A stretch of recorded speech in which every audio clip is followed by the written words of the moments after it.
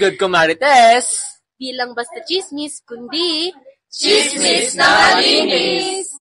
Hello mga kakomarites! Ngayon pag-uusapan natin ang Benjan Dance. Ito ay ang tradisyonal na sayaw sa Benguet dito sa Pilipinas.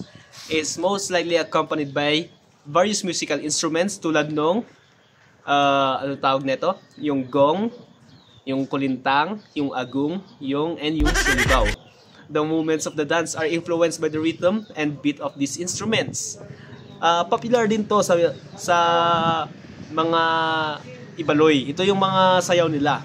And it is often associated with the celebrations and rituals, particularly those related to successful headhunting.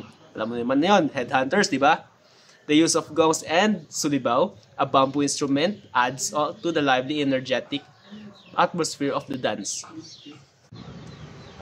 So, Benjan is a lively courtship dance deeply rooted in the cultural heritage of the Gadang people.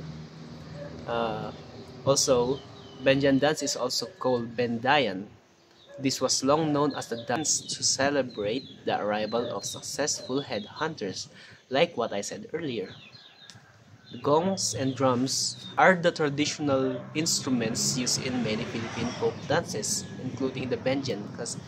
Ito kasi, yung gongs and drums is kaya ito nailagay na isa sa mga instruments na ginagamit sa mga folk dances dito sa Pilipinas, dito sa Benguet. Kasi sila yung mga mostly na nagpapakita sa mga culture ng Benguet, yung gongs and drums, and pati na yung sulibaw. The Benjan dance is also known for its large circular dance movements, which represents unity and community. Yon. And the instruments, along with the dance movements, have to celebrate the victories or important events in the community, such as Bountiful Harvest. Bountiful Harvest, ito yung mga sa amin kasi dito sa Benguet, kami mga Igorot, yung harvest na sinasabi, tinutukoy namin, nandyan na yung mga pag-ani, yung mga nakuha mo na yung inani mo, tapos yung mga na-hunt mo na pwede mong ulamin. Yung ganon.